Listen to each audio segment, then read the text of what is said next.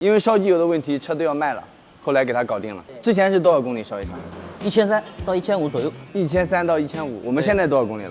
现在上次做完3200没烧，3200没烧机油。对，里面有精液和馅了。之前就这么多，相当于基本上搞定了这个问题。哎，对，困扰了你多久？困扰，本来准备大修或者卖掉了，后来我来试一下吧，试一下就好了。就抱着试一试的心态过来整一整，整好了这个车继续开。整好了继续开啊，整不好只能卖掉了这个。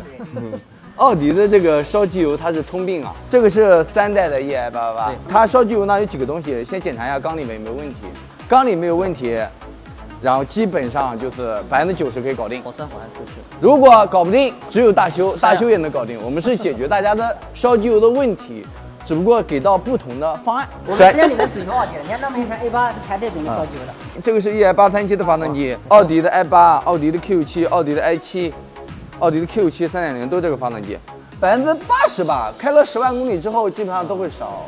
目前我们做了大几十台了吧？我们回访下来，就目前没有说反馈不行啊。就所以说我们这个东西就大力推广一下。我们才有底气，就是我们做得好才有底气去推。我这个最严重的了，都搞定了，1300、1500就烧了。